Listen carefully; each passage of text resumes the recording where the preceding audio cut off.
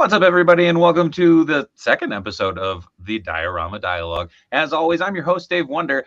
Joining me tonight is some of the masters of the craft. You know most of them from the first episode, but we brought one more in. One who, in fact, has inspired a lot of the folks who have been on here in the past. Plus, he's got a bitchin' Kickstarter going on. But real quick, I do want to give a quick shout out to the COJ that's actually over there in the comments, I guess. So, what up, COJ? How y'all doing? So we're going to kick it over. Everybody can do their intros. Everybody can do their little plugs. And then we'll get into the nitty gritty, eh? So, sorry, one little Canadian there. My bad. So first off, we'll kick it over to your friend and mine. That's right. We got Mr. Vasco Toys over there. How's it going, boy? Whoa. Just kidding, I guess. Where'd he go? All right. Drip, how's it going, man? What up, man? How's everything? Oh, it's going good. I don't know what happened to Vasco. So yeah, he's gone. I don't know. He'll pop up. What's new? Jeez Louise, man. For those that don't know me, I'm Drip Mode, aka Driporama. You can find me on YouTube on Drip Mode. You can find me on Instagram at Driporama. And I'm all about creation and positivity and Ninja Turtles. Hey, yeah, I was gonna say I'm staring at the background. I'm like, hold on, we gotta go to the next person, but I got lost in the backdrop. Oh, Drip, you're gonna kill me, man. All right. Speaking of which, what up, Mage? We got Made 1979 Customs. How's it going, bro? Good. How you doing? How's everyone doing? Good. Oh, there we go. Made 1979 Customs, Instagram, Facebook, Twitter, all that jazz. I make a lot of dioramas. I sell them. It's my thing. And yeah, here to support Mike tonight. Right on. So what's going on? Hell yeah, not a lot. And we'll be adding back. I just saw him pop up. We got Vasco. What's up, dude? Oh no, audio. Okay. Mute yourself. We'll come back around. So rounding out our group, we got Mike, aka High School Creations. What's up, dude? What's up, guys? Dave, thank you for having me. I'm honored to be here. Humbled, actually. You guys are awesome diorama artists. Dude, stoked to have you, man. Yeah. I'm gonna pop it back up to the group. Vasco, you got your audio? Can you guys hear me now? There we go, bro. Yeah. There we go. All I had to do was hit the unmute button. I mean, what, how many video calls have I been on, right? It's all those little things. But yes, so as I've said before, for the folks who are joining us for the first time, this is called the Diorama Dialogue. All of us here, well, okay, mostly these guys here, make phenomenal dioramas, backdrops, scenes, etc. I like to just photograph them and smile and go, hey. But we're going to be talking a little bit about fabrication. We're going to be talking about some cool Kickstarter, well, a cool Kickstarter that's going right now and wrapping up real quick, I just realized, in addition to tips, tricks, and opening it up to a little Q&A a little later on. So, like I said, we ran through a little bit of the introductions and such, but I guess the quickest and easiest way to kind of dive into this is go through maybe what you guys are working on right now, if you can talk about it, because I know sometimes that stuff gets a little tricky due to contracts, commissions, et cetera. Then again, some of you make a damn Kickstarter out of it and just broadcast it to the world that you're making cool shit. So real quick, Drip, we're gonna start down with you, man. What do you got going on? What do you got on the workbench currently? Well, actually, I just finished one. I just did the Goro layer diorama. You can watch it on YouTube. It was a commission job for a client, and man, it was fun trying different things. I always, on purpose, try to find a way to like push that limit, even if it's things that I already know how to do. But I was trying to see if there's other people that could inspire me to like even push that envelope even further. But besides that, I got another commission lining up. Everybody's asking me for Ninja Turtle dioramas, and it's like, okay, I get it. So there's one coming up soon. So, but check out the Goro one from Mortal Kombat. I was gonna say I'm just trying to pull up the video so I can grab like just a screen grab to go, brah, but my internet's slow as. What about you, Vasco? How are you doing? I'm doing good.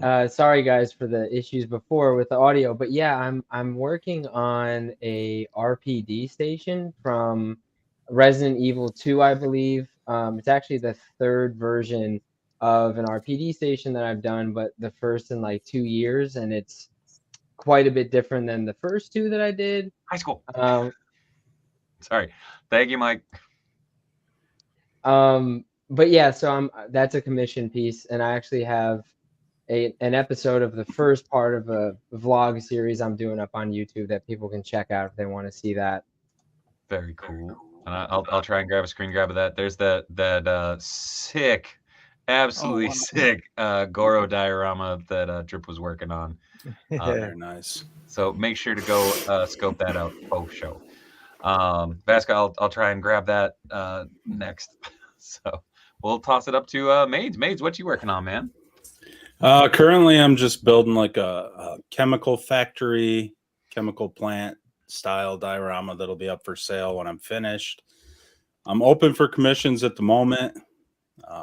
And yeah, so just here's like a little piece of the goodness that's going in there. God dang. Yeah, it's been looking dope, dude. Thank you. Love that. Wow. Thank you. So I gotta ask, what are you making that out of, Maids? What I do is I find the actual stairs and I have like a shrink ray. And they're it's just like balsa wood, some it's called like sewing mesh, I believe, like a plastic mesh you can get. We lost and I mean, pretty much that's it. Right on, man, dude. It looks fire. Thank you. And then Mike, surely you got something cooking up.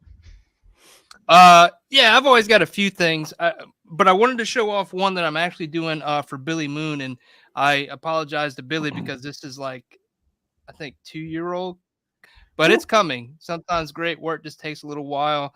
So I'm working out the backlog as I can, given that working through this Kickstarter. But so say we all, boo. If only I had room so for I have me this to here I've been working on. Oh, it's not damn. together, but it's coming together. Nice. So the last very kind of nice. style, just like old, wore down. And it's going to be a warehouse. So I'm looking at what Maid's doing, and I'm going to try to reproduce some of what he's doing, man, because that stuff looks fire, Maid. Thank you. But some truss and some stuff on the inside, and then it's going to be kind of catty cornered with like an old rusted vehicle sitting in front of it. So, and then try my hand at some turf and some grass. I've never done that before, some static grass. So try that out. Very cool. It's a fun, something new, something I've not done before. And as you mentioned before, you have something else cooking right now. Apparently it's a sneeze. That's my bad. But it's the Wall XD. I figure with everybody being makers here, this is taking it to the next level, man. Can you give the folks a little knowledge on this, or do you want to just let the video speak for itself? I don't know. Oh no, I get tired of hearing my voice. So I'd rather just say it out loud.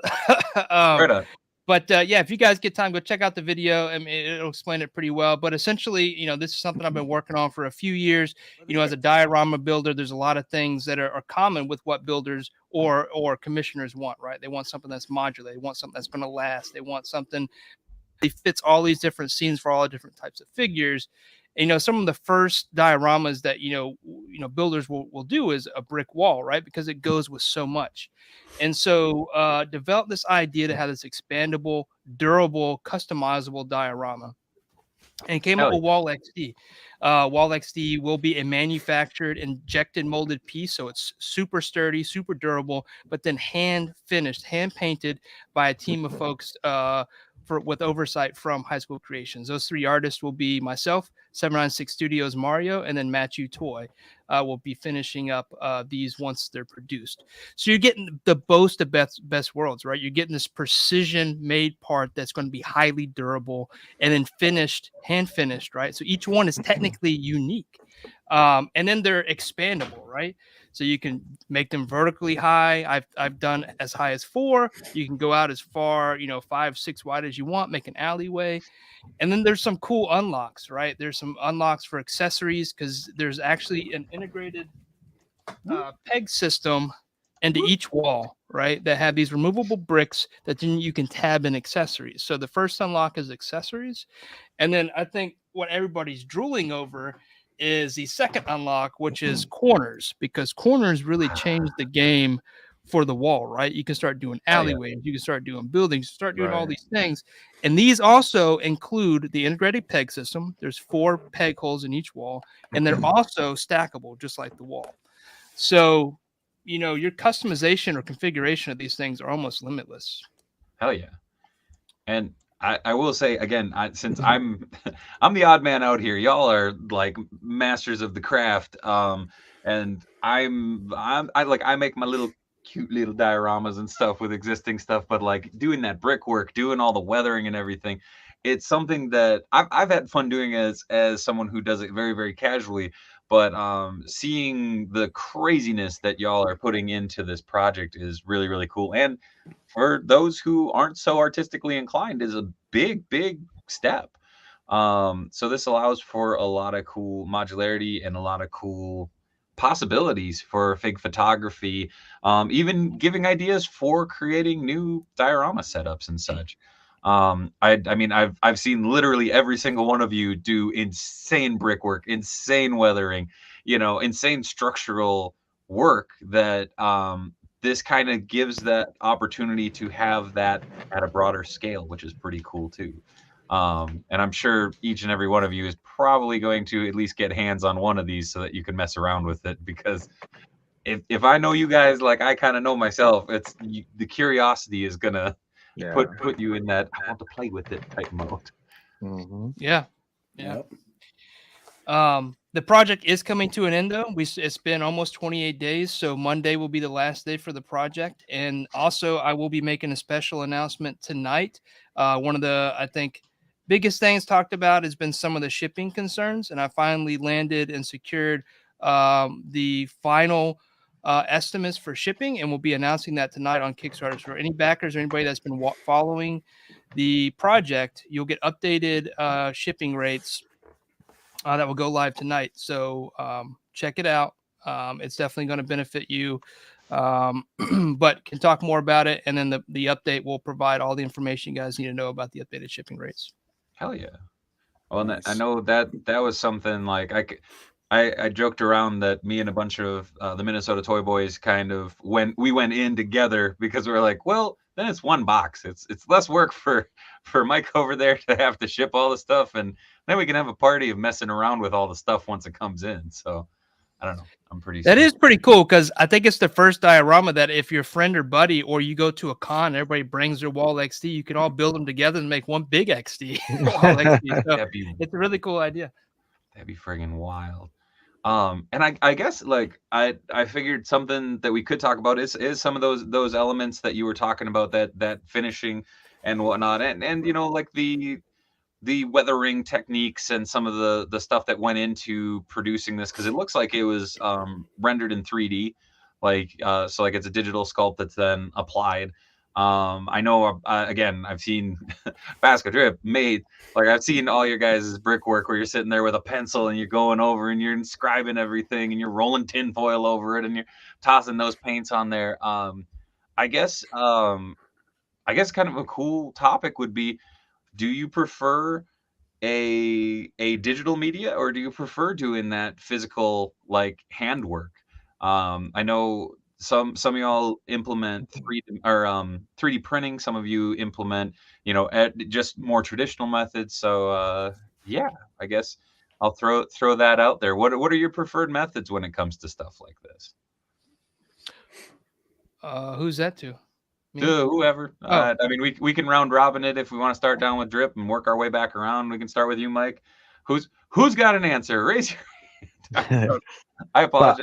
I'm a little fried. I did a convention today, so I'm kind of woohoo. So yeah. I guess I'll start. I mean, I'm traditional just because like I haven't dabbled yet in the 3D world, but definitely I see like as technology gets better and things get cheaper, you can't help it but to like try it out, right? So yeah, I think a lot of us have started off with like accessories and then like learning from it, the do's and the don'ts, and then getting to a level where like Mike is at, where he's really looking at it from like a distributing point of view and something that is definitely it's almost like a Lego piece, and I can see that expanding. And it's funny because I was actually going to reach out to you, Mike, because I would definitely want to pick your brain on it, because I kind of have a Kickstarter idea too that's kind of similar to what you're doing, and I definitely want to learn, learn from us, like share the knowledge and take care of each other, and Yeah. make people have cool stuff in their sets. So, but I'm still old school with the foam, with the balsa wood, with anything that I know I could manipulate. Heck yeah. Right on. Vasco. Yeah, so I definitely do what I think is like a hybrid approach, but really just meaning like I love using the foam, but I love accenting it with 3D printed parts most of the time. That said, I did recently do my first fully like design or fully 3D printed diorama, which is just a simple like sci-fi door that opens and closes. I also have a video on YouTube about that. But Mike and I actually did, I think it was both of our first live streams ever over on Instagram at, I guess it was like towards the beginning of the pandemic. And we were both pretty new at like FDM 3D printing at the time. And I remember us talking about this, how there are so many different types of things you can integrate, and Mike's become a real master at that, because he's going to tell, I'm not going to steal his thunder. He's going to tell you guys all the cool things that he does. But I will say this, because I think it's cool for the audience to know. Mike has been talking about the injection mold concept, like the dream of doing that, since I've known him, which is probably almost, I've been doing this for almost 5 years, so probably like 4.5 years. So just from my perspective as his friend, and like someone who, we've become buddies over our shared love of this hobby, it's so cool to see that actually happening now, after him kind of telling me like, man, I would love to do some kind of injection mold diorama type thing. So it's just really special to see that, as someone who has watched him pretty much the entire time he's been doing this. Heck yeah. What about you, Made? Yeah, when it comes to brickwork, I mean, it can be pretty tedious at times. I still do it the old fashioned way, but mainly because I haven't got a laser yet. I do plan on doing that down the road, and then incorporating some handmade stuff as well, handmade bricks still. But yeah, the laser I think is a good way to go if you can do that.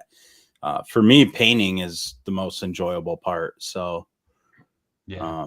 yeah. That's true. Whoa, I hit a button. There we go.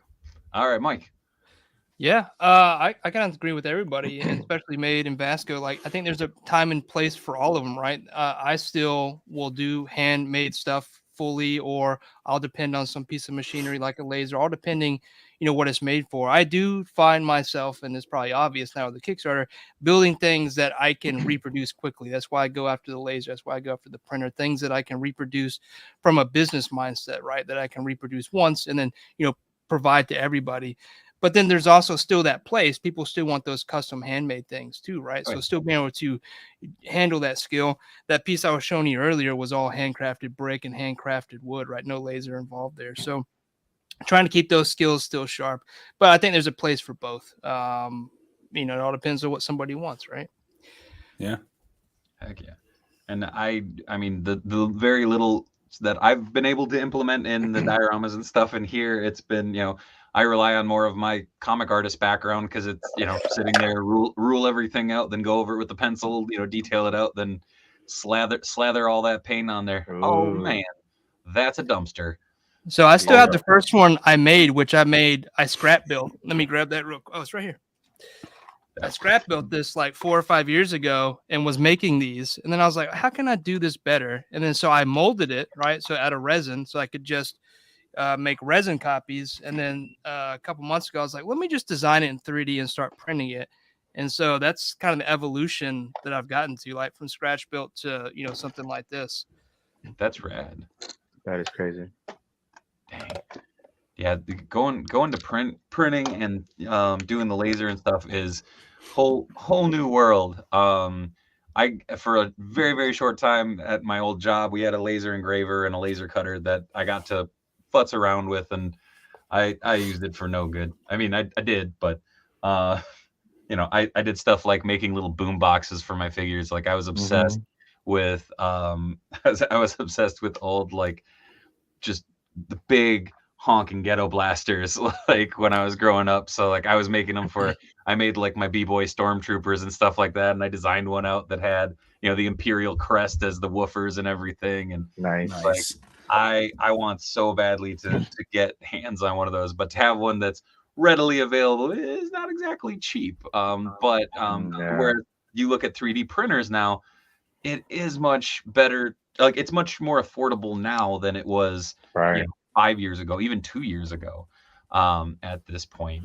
And I think that's also something too, is we talked about the different medias and whatnot that we all prefer to work in, that y'all enjoy working with specifically. I guess one thing to talk about too is what is that one media that no matter what you'll always come back to working with. I have a feeling I'm pretty sure I know what it is, but I don't know. I thought it'd be something kind of fun to discuss. Also, apparently Rusted Crown saw me at the convention. What's up, dude? And Panda 10 has a question that we will ask shortly. So what is that one media, I guess? And Drip, will start down with you, man. I'm gonna round up. I figured that'd be easy. Well, like I think I mentioned this last time, that the pencil to me has been my sword for everything. I mean, not only am I doing dioramas, I'm also an illustrator too. So I always go back to the fundamentals. And then obviously in the diorama world, our foams, and our X-Acto knives are like our go-to. And sometimes it's kind of therapeutic just to like mess with these elements and see yourself grow and get better as you go. So that's something that I'm always amazed when I see other diorama artists that are doing other things with foam. And when you realize that you could do other things with just the basics, it really like now makes you more curious. And that's what I want to get into. So, but yeah, the pencil, it's always my thing. So. Right on. Basco, what about you, man? For me, it's definitely foam. That pink foam is like gold to me. It's just that's what started it all, and for me, and that's just a material feel like I'm very comfortable with. I also like to I have a little bit of an example to show you guys. I made these Iron Man chambers a few years ago with the idea that I was going to do them as like a pre-order. But it's designed as a bunch of 3D printed parts. Sorry, you guys can't really see this super well on camera, but it lights up. Of course, the batteries are dead, so I can't show you guys. But this is actually the structure of it is foam, and then I basically like plated it in styrene and 3D printed parts, because if I wanted to print this, first of all, at the time I didn't have a printer that had the bed big enough. But if I wanted to print something like this, it would take, I don't know, at least like 10, 12 hours to print this entire thing, probably more than that. So I kind of was like, well, what's a different way I could do it? Because with the Iron Man chamber, I felt like I needed to have some metallic looking pieces. So I decided, hey, let's make this in foam. The structure of this is foam, and then just kind of like plate it, glue things on, and go from there. But really, I mean, for me, I don't think I'll ever stop using the foam. Hell yeah, dude. That's impressive, man. What about you, Maids? Yeah, I mean, foam for sure, but probably one of my favorite things working with outside of that would be cardboard. I really like using cardboard quite a bit. There's quite a bit you can do to it to change it up, add textures to it, and kind of make anything out of it, really.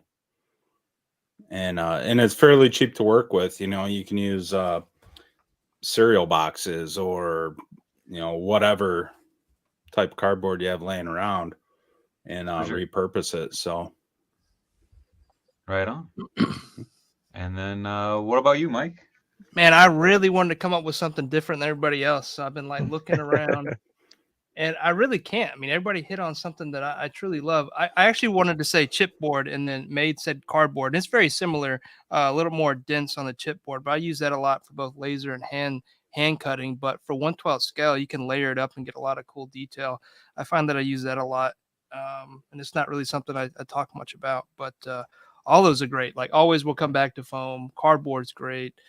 Yeah, agree.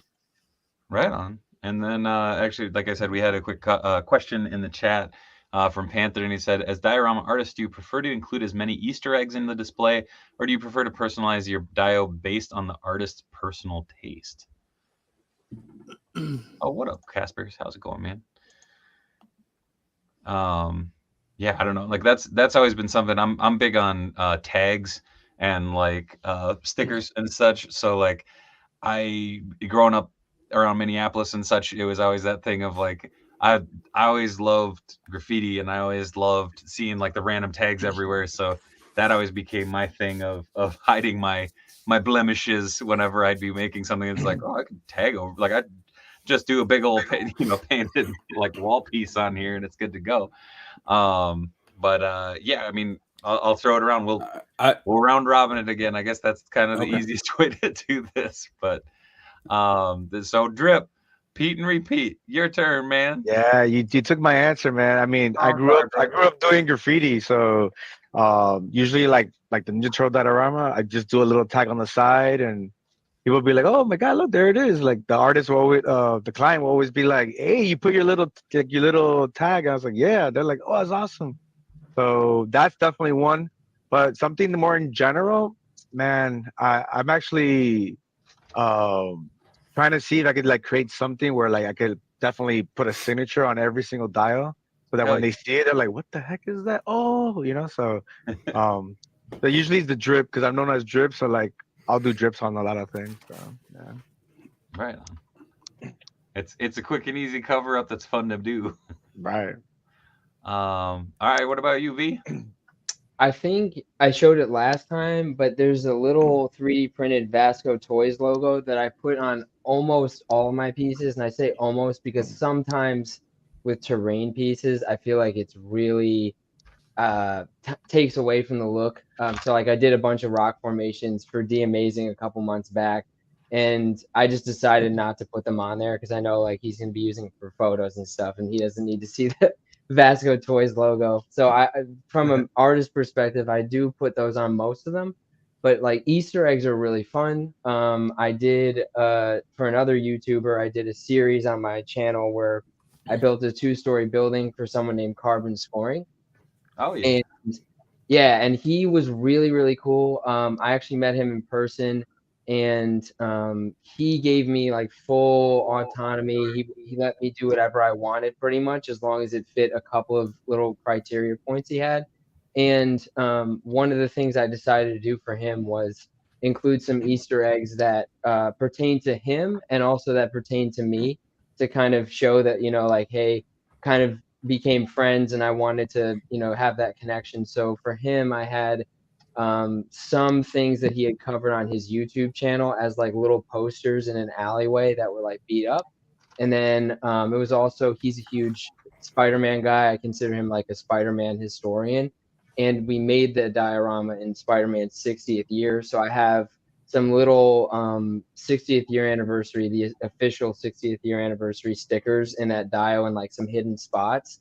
And also, like, I'm a huge New York Mets fan and Spider-Man's a Mets fan. So I put some New York Mets stuff that was like really, really faded. So it wasn't so in your face, but at the same time, it was kind of like that Easter egg, like, hey, I made this for you.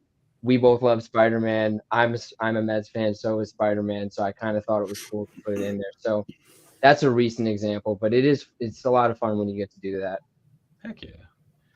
What about you, Maids? Yeah. I would say depends on the customer. For me, like, I like doing Easter eggs, and I will as often as possible. But sometimes, depending on if like trademark infringements and that sort of thing, like maybe you can't put things in there, or maybe the person wants something specific And so it depends how much freedom they give me, I guess, to what I put in there. But I like, hiding the Easter eggs as often as possible. And yeah, I usually try to come up with something. If they're cool with it, then I put it in there. Hell yeah. All right, Mike, what about you, man? Yeah, I'll be hunting Easter eggs tomorrow with the kids. Right on.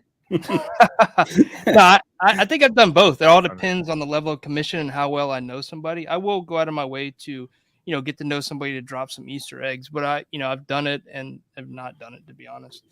Right. But yeah. No, that makes sense. Also, you just posted up shipping updates, just posted on Kickstarter. So for those Nice. backing, go scope that out. One thing we had touched on last time around is we obviously went through some media and stuff like that this time, but like what would you guys say is your biggest challenge when it comes to putting together a diorama?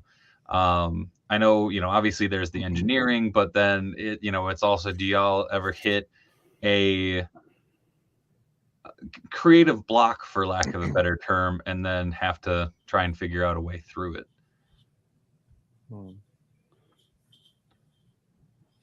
Yeah, I mean, I'll go to turn here, but I think a lot of times it's setting expectations with either myself, because I have a problem. I can't have the inability to keep it simple, or, a lot of commissioners just don't understand scale when they want a mall in 1/12 scale. I'm like, that's not really possible. You kind of have to, pull that back. But as far as like getting creator block, I get it all the time, and I end up shifting to another project. And that's why I have so Right. many in progress dioramas to try to, rekindle my creative side, because it does come and go, right? There's this cyclical cycle of creativity, and then like, oh, I hate my work, creativity, oh, I hate my work, and it's like, you got to ride that wave. I got to throw it out there real quick. Is when I said that, Drip was looking around, clearly your room, but it looked like you were friggin' like Brady Bunch in it, because you're like, what's going on, guys? What do you think? I'm like, oh no. I'm like, don't laugh. Sorry. Here's the Funny. story. Yeah, that's pretty funny. But yeah, I mean, I like, as a dude who draws a shit ton and does not do the diorama thing as much, I know I always hit those artistic blocks, and it's always interesting to hear people's kind of process on how they get through it. So yeah, I'll leave it to you guys. Y'all are the pros. I think too, like similar, kind of going off of what Mike said a little bit. I think all of us here do commissions, and sometimes you get asked to do something that you are excited about doing to a certain extent, but it's not necessarily anything you would ever thought to make on your own. And so you take on the challenge of making that thing, and it can be difficult to, especially if it's something massive. Like for me, I can give you guys an example.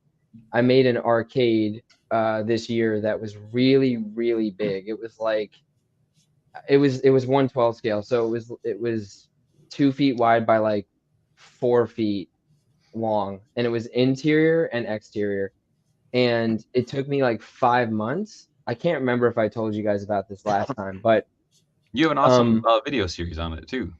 thank you. Yeah, there's a couple episodes on that, but it was a struggle at times for me, because we did wall paneling, like wood paneling inside that diorama, all 4 interior walls. And because of like what Mike said, like, sometimes it's better to keep things simple, but I was getting paid a decent amount on the commission, and I said, oh, you know what would be cool?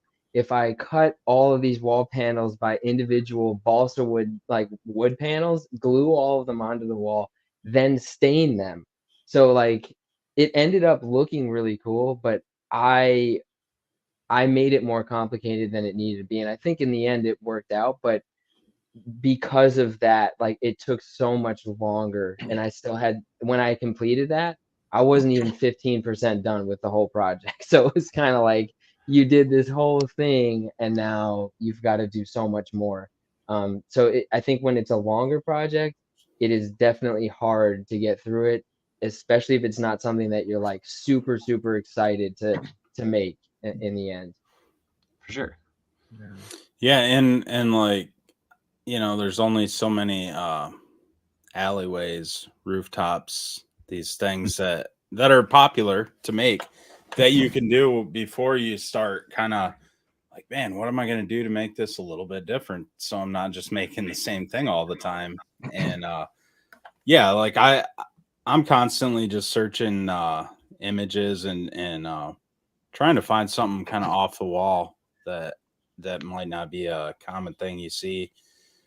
But yeah, once I get the idea, I'm fine. But sometimes getting the idea is, you know, really the biggest problem. So, Heck yeah, that's where Google Earth has become my go-to. Like, because Yeah. again, I'm drawing it more than I'm fabricating, like for a diorama. So it's always the thing of like, okay, this takes place where? Okay, like one of my favorite neighborhoods in New York is Spanish Harlem, because it's like I love looking around just at some of the street scenes and stuff and being able to be like, all right, cool, like that's something different, just because it's, you know, you can toss it in pretty much anywhere, but at the same time it's kind of localizing through, I'm trying to think of a better way to put it, of you know, creating an environment that feels lived in, as opposed to going, yep, you drew a grid there, and now that's brick, you know, like throwing on the tags, throwing on the worn posters, throwing on the, you know, beaten up awnings, you know, stuff like that really adds a lot.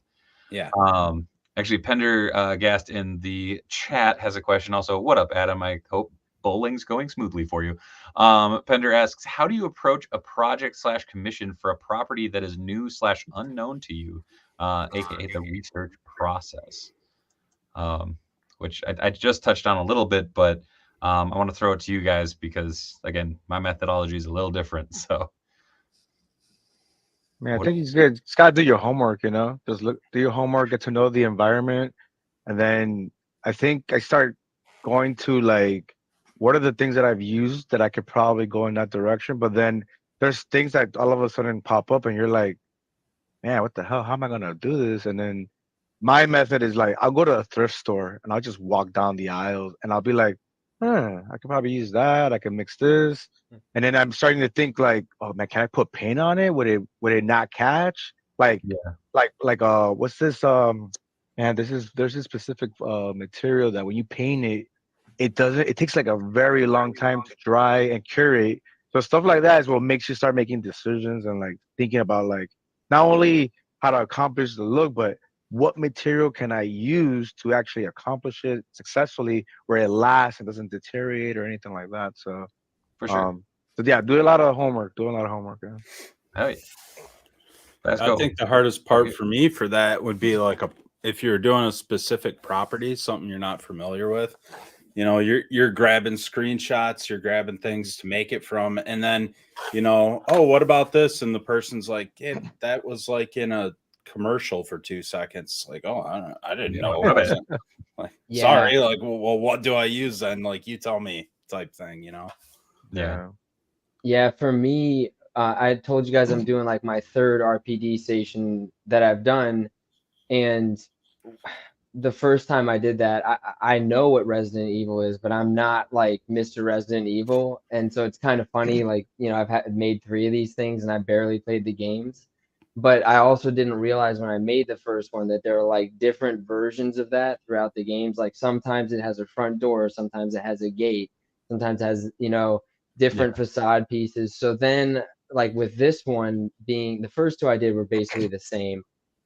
This one, it was like, okay, I've made this before, and the person reached out and wanted one based off of what I made before. So I had to check with him, which video game are we talking about? Which one, which version do you want? And then I'm looking at the screenshot that he's sending me, and I say, you know, this is what I see. This is what I see that I can do. Does that line up with what you need to be in the diorama? So for this one, for example, he sent me a screenshot. I'm looking mostly at like the structure, and he said, hey, I would really like the red light that is over the gated area. I would really like you to put a functional red light in there. If he hadn't said that, I wouldn't have done it, even though it was in the screenshot, just because like that's not necessarily lighting and things like that. I mean, if you're a photographer, you could get a red LED for your shot and just put it in there. It doesn't necessarily like have to be in there. So I think asking questions too, like, and I'm always upfront with somebody. I'll say like, I don't know much about Resident Evil. I'm happy to do this for you. I think I can, but I'm gonna ask you follow-up questions because I want to make sure you're happy with it. For sure. And Crown in the chat brought up a question about cosplayers, and I think a lot of what we're talking about for dioramas kind of pertains to that too. It says, I'm not sure if any of you guys do cosplay, but I'm new to it and made a Wolverine helmet, beautifully 3D printed, by the way. And I was wondering if anyone here has any advice for beginners cosplayers. And I think that goes back to doing your research, like looking into everything, reference images. If you're working on a costume, or a diorama, it's all about looking at what you can utilize to create the best solution. And I think some of that is also, just going to the internet and doing the old Googles, and like looking through, finding those images, finding those points where you can kind of put your perspective on it. I know Mike made a Mandalorian helmet. He might have some very input true on the helmet thing. Yeah, actually, I was sitting here. So that's where I evolved from, was like cosplay into like dioramas. This one's made of EVA foam. But what I would encourage is just what Dave said, is go to YouTube, look for a couple of cosplayers that make their own stuff and show you how to do it, and then adapt that and make it your own style, right? And figure out what tools they're using, what materials they're using, right? Those things that you don't need to figure out on your own. The thing you need to figure out on your own is how do you assemble it, and then you just build from that, right? Let those that have come before you show you the way, right? Versus stumbling around yourself. But yeah, this is EVA foam with some templates, Red Hood. Never finished it, but still good. Got to plastidip that interior. Memories. But what up, dude? Retro. But I think that brings us around to maybe one area too of, I mean, kind of like cosplay, like the devil's in the details type thing. I guess, because obviously I'm going to open it up to Q&A here in just a little bit, but what is that one like kind of detail spot that you always kind of look forward to finishing? Like, is it the what phase, I guess? Would it be the weathering? Would it be the kind of the base layers, doing the basic color theory? I mean, I know when you guys are working on bigger pieces, obviously you got to look at the whole picture. You got to kind of look at how the layout's going to go, how the paints are going to react to one another. What is that quote unquote sweet spot for you in a project? I'll say the painting, to me, that's where I completely disconnect from the world. I get into that. Like, there was one project that I went into it not knowing how to go about it, but like, do your research, right? Do your YouTubing and learn from others. And it was an actual vehicle for the Night of the Living Dead, Return of the Living Dead. And it was like the first time I ever had the opportunity to go rust a vehicle. And I lost Mike. Yeah, he's gonna turn off his mic. Oh, there it is. But that was one that really blew me away, because there was a guy that was talking about layering, and I never understood about like layering in the sense of, instead of applying paint, like apply paint and then remove it. So I stripped down the paint off of this was a Cadillac, and then I used this primer brown, but then I ended up painting the whole vehicle blue. And then what I ended up doing was I was getting rubbing alcohol. After a couple of days of it drying, I started just rubbing off of it, and you start seeing the layers now. You start seeing now the brown returning, and you can go all the way into the metal. But and the vehicle in that reference, it's just a beat up old car. And I nerded out when I saw the results. I was like, holy, like this is coming out. It's coming out, So that's the part that I love. It's the painting process. Hell yeah. Yeah, I 100% agree. That's like when you really see it come to life. You're kind of putting it together, and you have the vision of it. You have an idea what it's going to be, but it's really when you start getting that color on there, and then it really starts coming to life, literally in front of you, and it's exciting. Don't you catch yourself like smiling when it comes out? You're like, Yeah. yeah, Oh, yeah. right? Like, yeah, yes, I don't have to throw this away now. It looks good. For me, I think every single diorama has a different thing that makes me feel that way. Like I kind of always viewed my dioramas as there's at least one component of this that's like the feature of what I'm doing. And so I need to really nail I want to do well on the whole thing, but I really want to nail this part of it. And so like I get really excited about a particular part of each project. Sometimes it's the paint, sometimes it's the sculpt, sometimes it's other detailing. And I would say though, like generally weathering is very satisfying to me. Especially if I mean, you could take a concrete wall, just paint it like a basic gray, and you could weather it a million different ways and have it look like this disgusting concrete that's had dirt and decay all over it. Like it's just the possibilities are endless of how you could do something like that. So that's always a good one. Hell yeah. Bro. Also, real quick shout out to Trevor, 16 shooter. What up, dude? We actually got a bunch of questions in the chat, which is awesome. And Forgivens Bros, yeah, we will do some Wall XD talk, no doubt, no doubt. We already kind of ran through some of it. I wanted to throw this out because this was a silly technique that I found out a little later on. I do a lot of custom figures, so I do more of like the painter side of that.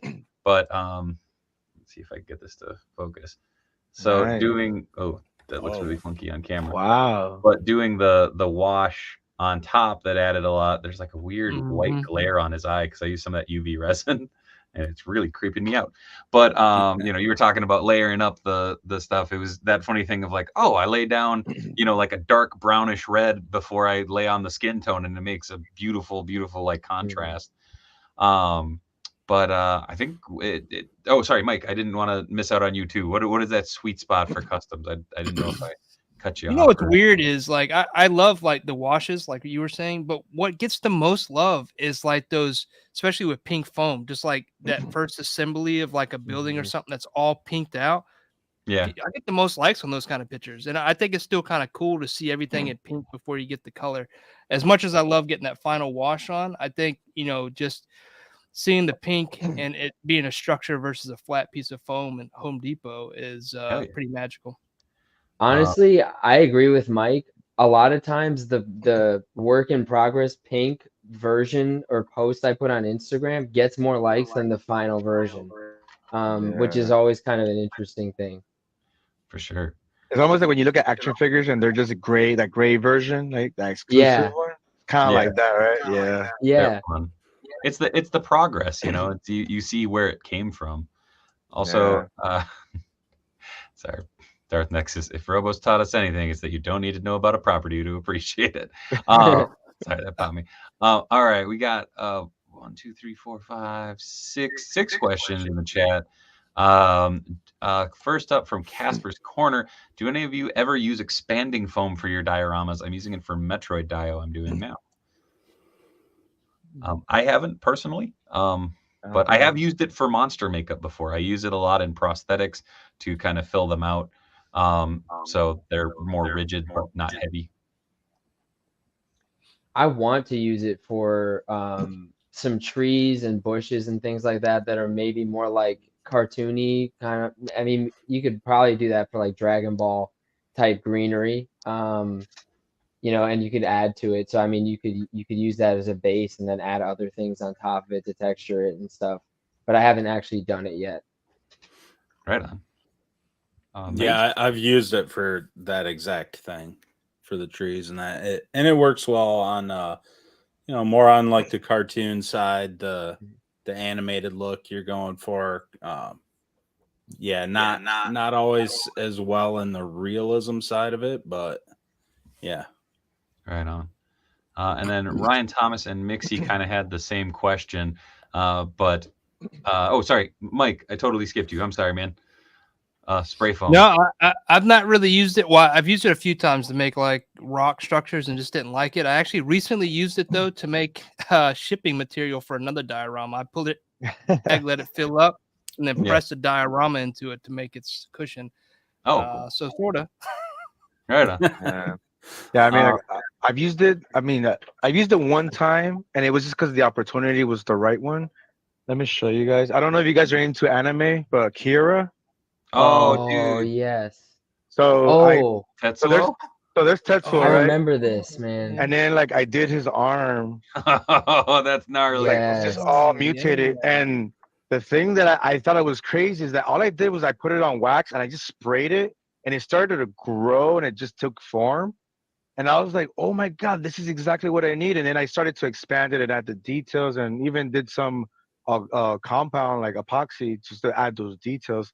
So then now I could just put his hand right in here and now it looks like he has that crazy hand, you know? Sick. Sick. Yeah. So, That's sick. Rip, looking. that's the perfect application for that. That's such a grotesque looking thing that Yeah. he Say he that's gnarly. grows. That's amazing. yeah. So I was that's what, gonna say, like the funny thing is like so I got a couple Instagram messages about this when I announced that we were doing episode 2, and some people were saying like, oh well, I only have store-bought dioramas, you know, or like I have this playset or that playset, and I'm like, dude, there's no shame in this. I just scored this from a local dude, and I am stoked to freaking bust it open. Nice. oh Um, nice. I don't even own a Dragon Ball Z figure. You know, there's gonna be turtles in front of this. Uh, and I'm excited though. I mean, it's something fun. It adds to the display, you know. So there's no Mhm. shame in that. Like there's so many At cool all. options out there. Yeah, like that reminds me of like this guy that I know is doing a project. It's about like a wall XD or something. Oh And yeah, you can actually you mean buy. this guy? Yeah, that guy. Oh, Yeah, you can buy walls like that, like to put together and world build. They connect and they connect. Like what? I mean, I wonder if they're mean- customizable in any way. yeah, I don't. Hold on. It's not like there's a video that we could watch right here or anything. Oh wait, what's it? Oh no, it's happening Oh. again, you guys. It's happening, You know him too. right?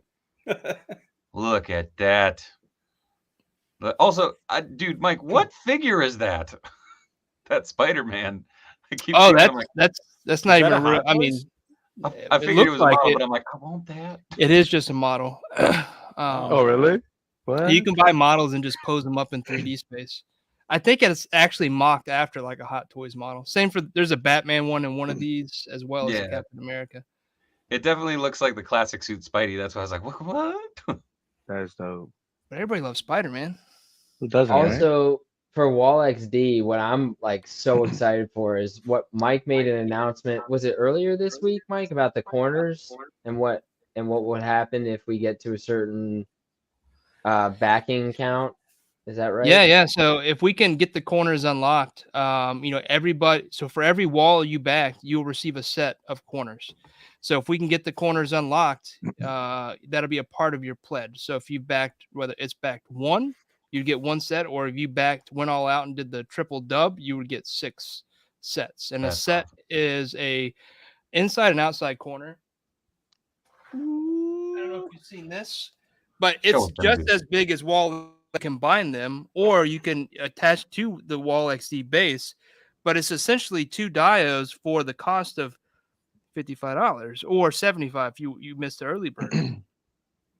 And also, like, if we unlock this, it really changes the whole thing. I mean, you can already world build with what Mike has if you just get the regular Wall XD piece. But if you can start adding corners inside like that, I mean, that's a completely different ball game and something I hope that everyone gets to do. Yeah, not only that, it'll allow you to build up higher too, because you can add in stability now with the corners. It adds that more stability into your wall, and you can get even higher. You can build full buildings, you can do full alleyways. I mean, you can get crazy with it, right? That you can make those right angles. So it's pretty cool. Hell yeah. Yeah. Moving on to the next question. And we'll get back to Wall XD. Don't trust me. This ain't an infomercial, but it is a I don't want to say plea, but it's like back the damn thing because it's really freaking cool and it supports good people. Just throwing that out there. Ryan and Mixie had the same question. I have a question. Do any of you have a dream diorama you want to make? No restrictions on space or cost. So I'm gonna go last because I can. So I'll shoot it to you. It's hard to narrow it down. It's hard to narrow it down to one. There's a lot of Yeah. things over the years that I wanted to make that I haven't been able to yet. I feel like that's probably the case with most of these guys. I would like to do like a Oilers Workshop level Yeah. bat cave. That bat cave that he did, that It's thing insane. that's a masterpiece, man. Like I would love to try something like that. And Oilers Workshop doesn't 3D print things. So it's I would be 3D printing things. So it's just a different level, like with what Drip was saying, like he doesn't use 3D printing right now. So if you see something that he makes and he found a component that is an actual thing that he found in the thrift store and he makes it look like a real, light or light fixture or whatever he's using it for, that's incredible. But yeah, for me, Batcave, I would say, and I've said it last time, but like a giant planet Namek that I could put all my Dragon Ball Z figures. That That'd be dope. I would put that right behind me. I would just leave it here behind me on these shelves and just like look at it all the time. I'm trying to find the Oilers Workshop, like the one that actually just does like the little walkthrough, but I have all the tutorial ones. I'm like, no, this is really cool, but no. He has in that too. At the end of it, he put like a black light over it, and it has the Joker had been in the Batcave, and there's like ha ha ha ha. All it's amazing. Wow, that's dope. Yeah, I didn't even know he anybody did should that. check that out. Yeah, you guys should check those out. They were really cool, really well done videos. I will toss his link in the here. I'll drop it right there. Yeah, but yeah. Sorry, still going on the dream project. What is that one project that you'd make and throw in your imaginative I guess Batcave? But I mean, I would like to do something in the scale like Oler does, because that tower that he did, Oh, I was yeah. just like, man, you better be selling that because that won't fit anywhere, right? Like, so like the one I think I showed you guys last time, like the Castle of Yeah. Grayskull, but yeah, like, but imagine like the size of Euler's like tower. Like that'd be that's how big I want to make this guy, and like and have all these guys just battling it out, like right. that would be Oh sick, man. Do you guys remember the was it the Castle of Power? It was made Yeah. a million years ago, but not a million years ago. It was like 5 years ago. But by what's his name? He does a lot of Mythic Legions customs, and I can't. He used to be Zombie Hammer, then he switched his title. I can't think of it. Anyways, it was really badass. I saw a picture. I'm like, I want that, and now I can't. I'm like, oh, that was like 5 years ago. My bad. Like, it's real cool. What about you, Maze? I can't really think of a specific one right now, but I mean, I'm eventually just want my entire room to be like a living diorama piece that jumps from, different company, like all over the place. I mean, I'm like slowly working on it when I get a chance. I got a little bit of a. Oh, cool. Ooh, Neat. Oscorp, look at that. Yeah, dude. May, did you get that Mezco Ghost Rider? I did not. I wasn't 100% sold on the leather jacket and all that. I don't know. I mean, it looks good, and we really don't have a solid Ghost Rider, but yeah, I don't know if the price point were a little different. I would probably go for it, but I'm not really. I don't care too much about the lights and the bells and whistles. Like, give me the bike, give me the figure, make it look good, and a little cheaper. You want a cool toy? Yeah, basically. What about you, Mike? Thundercast Lair. I mean, with the mountain around it, the Thundercast Lair, and then my Super 7 Thunder Tank will be able to fit inside. So that thing would be massive. I don't know if I ever do that, but that'd be awesome. I just got eyes on one of those today. Someone had one, and I was like, "Holy shit! My 6-year-old so could big. ride that thing." Yeah. Like, Yeah, you'd have to incorporate actual hydraulics in the arm to like lift Yeah. it for the tank to drive in on the dial. Yeah, that'd be nice. oh my god, that'd be so fun. Yeah, that with it that big and it's a little bit bigger, 1/12 scale, probably truly 1/10 scale, but you'd be able to do all that kind of mechanisms and stuff. But it would be hard to build it so it's modular, right? So it'd just be this one big thing. Maybe you could move, a couple components of the cat, that's part of the layer, but That it would be that massive. that actually segues seamlessly into one quick question. Have you guys ever used acrylic finish on your dioramas? I've used various sealers and stuff, but No. yeah. And then Cyber Jedi asked if you had the opportunity to make a secret headquarters, which one would you do? I'm torn between the Titans Tower and the Hall of Justice as my favorites. That'd be really cool. And I guess that kind of goes back to the kind of like the Dream Dio, but if it had to be a secret lair, I know I got two very different scale ones. One being the Spider-Man and his amazing friends apartment that mysteriously Aunt May never knew that there was Stark Tech in, or the 2012 Turtles sewer lair, because I love that layout of that area, just with For the sure. garage and everything, and the pinball machine, and just everything would be super fun to do. I just Dexter's did like a Laboratory. fortress. Yes, Oh, Mike, that's awesome. I So can't which have Oh my everything. god, he Dexter. did. Oh my gosh, that's a good one. That's a good answer. Dexter's Lab, shit. What about? Well, let's see. We got Drip, we got Vasco, and Maids. What do you guys got? I just kind of made a smaller version of the Fortress Solitude for that new Mezco Superman. That Oh. looked awesome, man. Like that was really good. Thank Love you. that. Thank you. Yeah.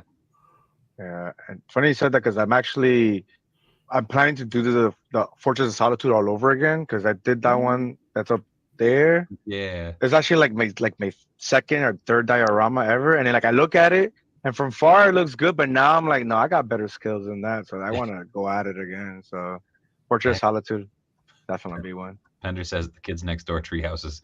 That'd be intense. That'd be huge. Be fun though. Yeah. I guess I stick with the same answer, the Bat Cave. I mean, It's just yeah. yeah. It's a big old bat cave. Cyber Jedi, the May 1979's multiversity room. Oh man. Oh, dream would be Mixie's dream would be a double-sided Wayne Manor bat cave. To do it the way I want would be like 4 feet tall and 6 feet wide. That's a spicy meatball. But I think that's kind of the fun thing with working in these different styles and formats and stuff like that. You can make something that is that expansive, but you can also make those pieces that fit where you need them to. I know Maids showed off, he's got his shelves and whoop, it's a diorama that fits right there for exactly what he needs. That was I got the turtle sewer layer over there from him, and I know he also made little kind of like bookshelf versions too. And I think that's a really fun thing too, is making a piece to fit a particular space. I think is not only cool but also a fun challenge. And I guess have you guys ever had to deal with that specifically? I mean, obviously with commissions you get those dimensions and such, but maybe more on a personal level. Like, have you ever had that little space or nook where you're like, oh, I mean, that's Drip's entire cave back there. But Yeah. like, what is that one that just sticks out in your mind that takes that spot, I guess?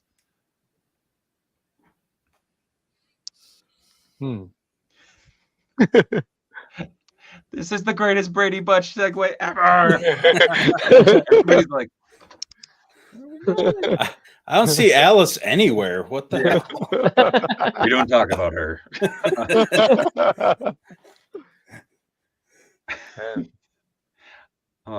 What? Oh, Cyberjet, I asked, I guess while you all are thinking on that, I live by the theme parks. Have any of you ever thought about working with a theme park to take your dios to a larger level? Ooh, I think big ass level.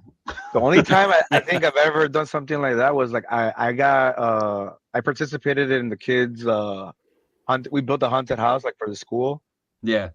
and they were like, hey, like, Dad, like you build all this cool stuff, like can you help us? I'm like, yeah, let's go, let's build some crazy stuff, you know. And like the kids loved it, like they learned like in a bigger scale how to do things like cardboard boxes, like Oh yeah. that, like all that type of stuff. That's probably the only thing I've ever done, like a big diorama, you could say, you know. But Yeah.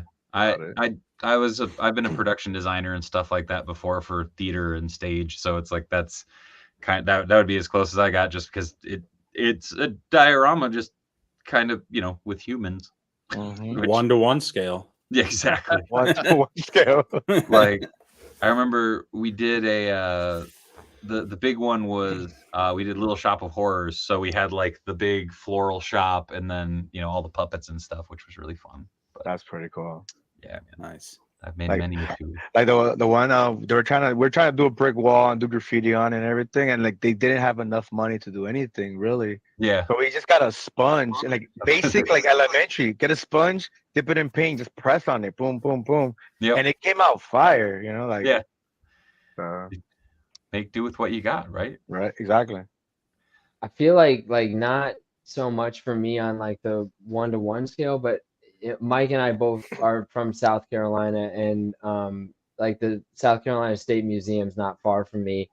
And you go in there and they have a bunch of in like these huge glass display cases. Like they're actually mostly train sets, but then there's some other dioramas like of I think there's one of like a giant dam and some ancient civilization stuff, but they're all like, you know, very small scale.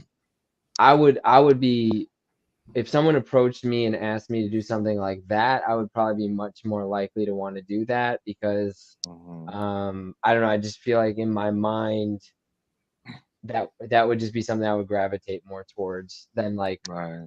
although it would be cool to be asked to do something like what this person's describing, but I just, for me, it's, I want it to kind of remain my hobby. And if I was doing something like that, like that's not a hobby anymore. If you're Right. building stuff in Yeah. a theme park.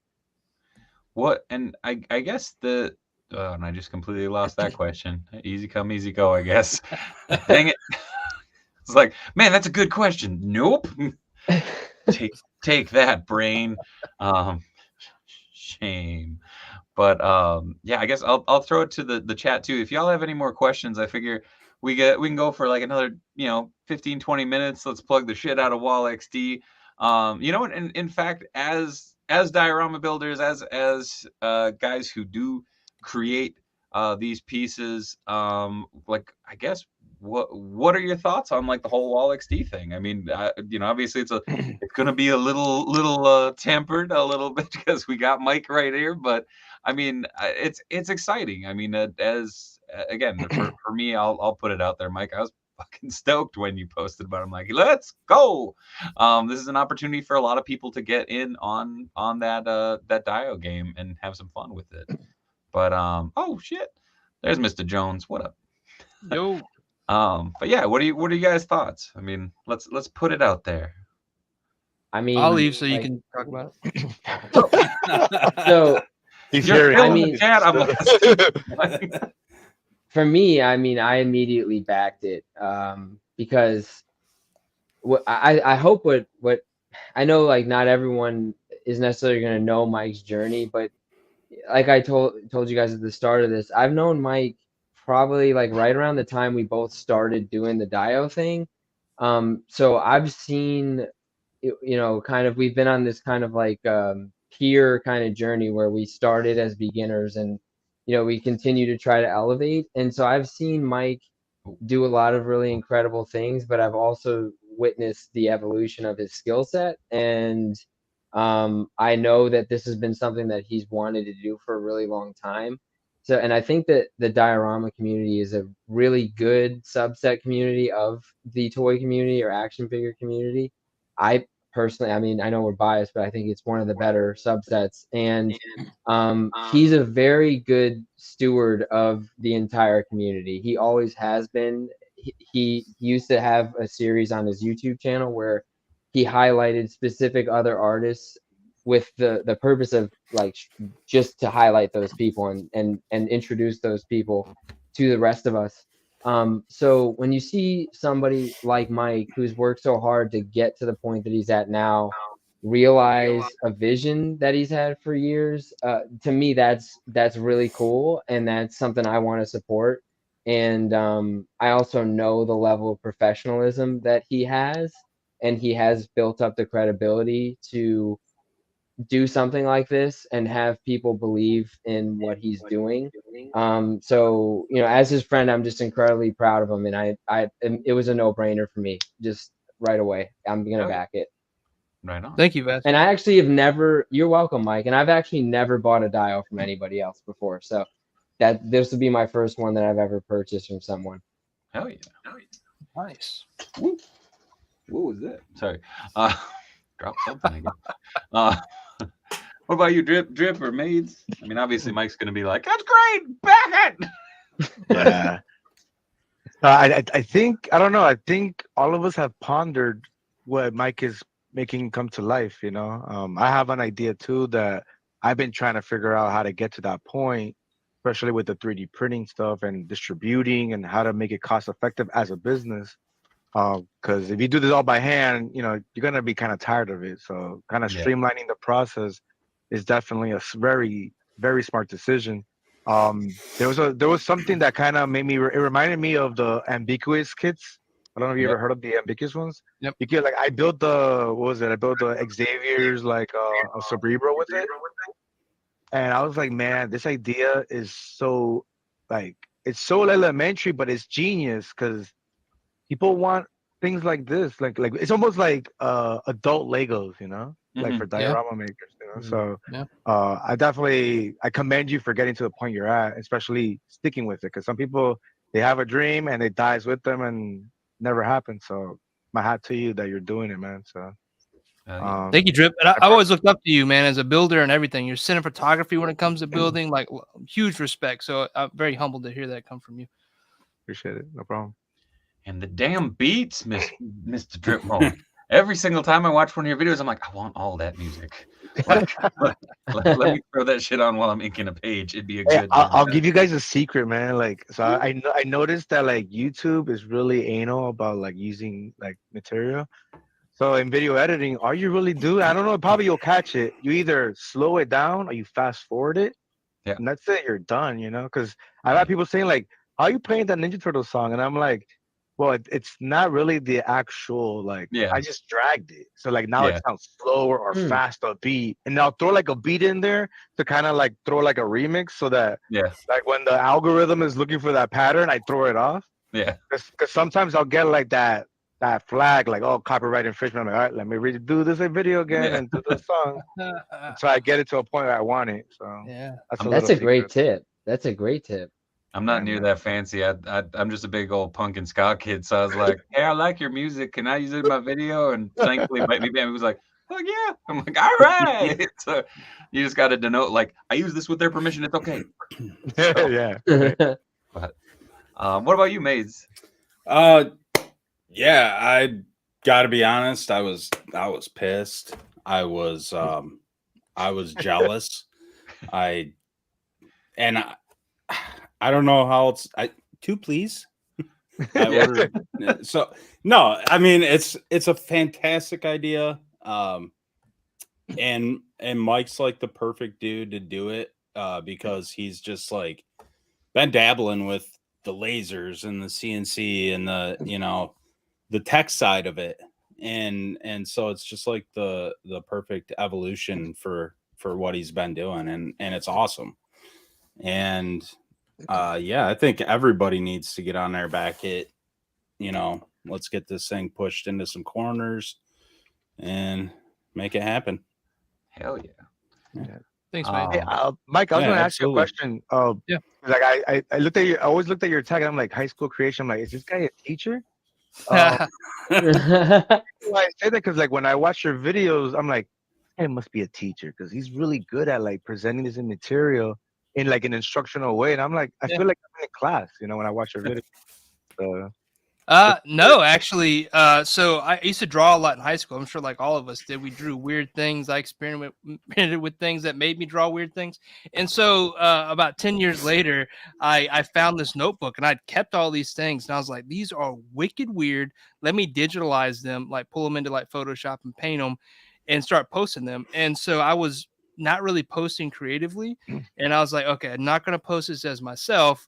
And I just quickly came up with the name because these were from high school creations. And so I started posting this stuff, and I just never changed the name. I got lazy. I couldn't come up with anything very cool. And then I just owned the name. I was like, okay, it's just going to be High School Creations. Now my company's even High School Creations. So at this point, everybody's confused, but it's okay. it's awesome. That's the story of life summed up so quickly and so succinctly. Oh man. Oh, what up, Prince Bloodgrave? How's it going, man? We do have I guess Panther's kind of reiterating on the expanding the scale and whatnot. But if you had to expand your craft when it comes to working with a movie studio or a special effects company, what would be your grail set to build? Sets, vehicles, creatures, weapons, or full scale costume type thing. I guess we could because we've already talked about kind of scaling up or going to like doing amusement park attractions, stuff like that. But switch it to maybe like what is that dream franchise you would love to make a diorama of? Like just out of the blue, like what is that iconic thing or iconic property? Blade Runner or something like Blade Runner. Just the cityscapes would be so dope to work with. Anything cityscape. A Godzilla movie, if they made real props again with those cities, I just want to run through it myself and act like a sort of big kaiju. But how is that not awesome. an amusement park attraction? Just giant foam buildings that you can run around and like punt. The school. Boink. Like if they ever actually make a live action Akira movie, I mean that would be crazy to be involved in. Yeah.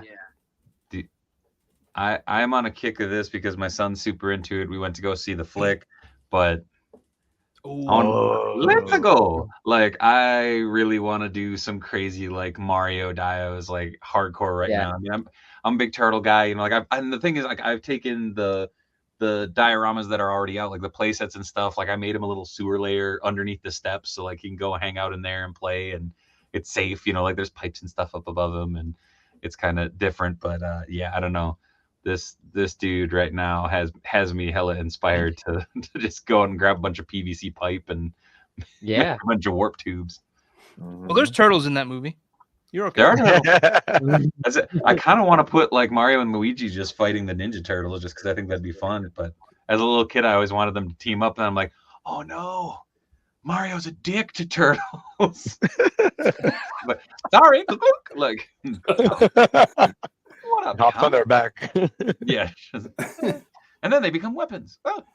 Like, living weapons.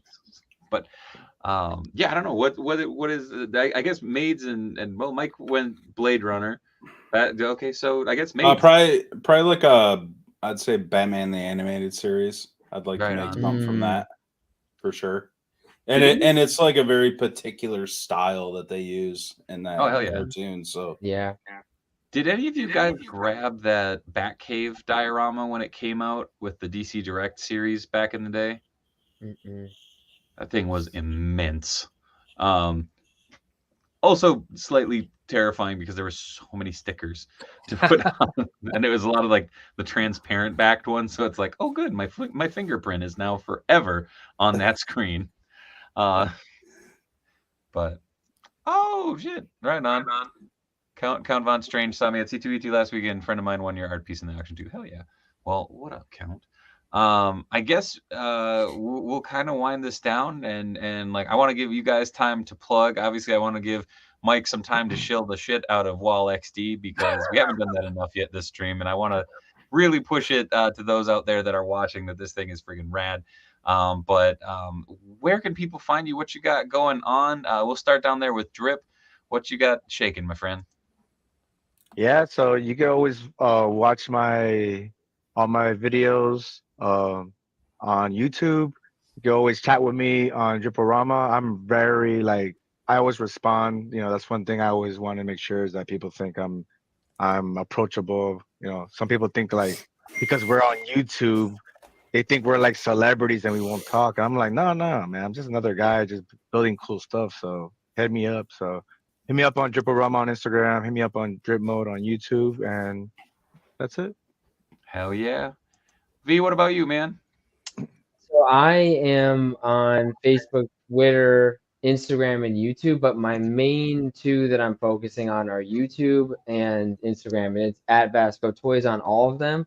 I'm actually made a goal for myself this year to be much more consistent on YouTube. So for the first, I don't know how many weeks, I guess it's like, I think I've done like 14 weeks in a row, 14 Mondays in a row of video content. And what I'm trying to really do is when I first started my YouTube, I would only kind of show a project after it was done and just kind of talk about it. But now I'm trying to do more of like what Drip does, where he actually shows the process. So this year, that's been a focus of mine, doing kind of like vlog series of projects that I'm working on that are commissions, and then also doing some tutorial based things. Like I just recently did an oil barrel tutorial and smaller kind of technique tutorials, things like that. So if anybody is watching and they want to learn how to do this stuff, I would encourage you to follow anyone here who has a YouTube, and there's a lot of other accounts too that are great that you can learn from. Hell yeah. And again, all of our links and stuff will be in the video description below too. Mates, what about you, man? Mostly on MySpace these days. You And, son of a... so Put me in not your top Instagram. 5, you coward. No, I'd say like Instagram, YouTube. Those are the best places to find me. I'm on Twitter, Facebook, everything in Made 1979 Customs. Heck yeah. And finally, Mike, what do you got going on, man? What's up, guys? Again, well, just like Mate said, I'm High School Creations all around the internet. Most active on Instagram. I do sometimes post on YouTube, and currently for the past 28 days, I've been hyperactive over on Kickstarter, pushing out Wall XD, and just making sure everybody's aware of what's going on there. I got a cool project that is a manufactured, hand finished display that can be a single display or be expanded up to be a very large display, depending on the number of pieces you have. Right now, we are currently funded. We funded in under 3 days. So thank you to the entire community for supporting the project, coming out and showing your love. So right now we're in a battle to get the corners unlocked if we can get there. If we do get there, which is the 85K unlock, for every wall you back, you get a set of corners. That's an inside and outside corner. That is a little bit larger actually than the wall itself. So you basically get 2 diodes for the price of one, which is 55 if you got it early backed, or 75. Or if you backed more than 3, you got, average price 55. So hell of a deal. Check it out. It ends in less than 20. Where are we at now? Like 40 hours? 24 hours, something like that. So, and before anybody chimes off in the comments, because I'm sure that they will, yes, we're shilling the shit out of Wall XD on this, but it's because we're really proud of this dude for doing a lot for the community and doing something absolutely astounding in this field, especially at this scale. It's really friggin' rad. Go support him. Dude's worked his butt off. So, yeah. We support our own. We want to make sure that this community stays strong and also expands. This is an opportunity for a lot of people to get in on this game, to learn a lot, and also to take their displays to the next level. But again, actually, like V was saying, is go check out everybody on all their socials, all their YouTubes, all their MySpaces apparently made. Very underrated these days. Very underrated. There's a lot of absolutely amazing content generated by these fine folks, and I want to make sure that each one of them gets a like, follow, subscribe, all that fun stuff. Yeah, Sorry, made 1979 as seen on LiveJournal. Shaggy says there's too much respect going around. Where's the drama? Ain't no drama here, man. We're here to support one another and have fun. That's what this channel is all about. It's having a conversation and being a part of it together. I want to thank the drama is all about Wall XD. We need to get those corners unlocked, and we don't have enough time. So let's go. That's the drama. Yeah. It made up on AIM. But yeah, so I want to thank each and every one of you fine folks for hanging out. Drip, V, Maids, Mike, stick around after the credits. We'll do a little debrief, all that fun stuff. I want to thank the whole COJ for hanging out. We've been 50 plus strong this entire time. I want to thank each and every one of you again, as always, for being a part of the conversation, because that's what this is about. It's keeping that collecting community strong. It's about having fun and bringing new folks in to be along for the ride. So yeah, go back Wall XD, go subscribe to all these fine gents. Let's have some fun. Let's make some cool stuff. And as always, much love from Minnesota, and good night.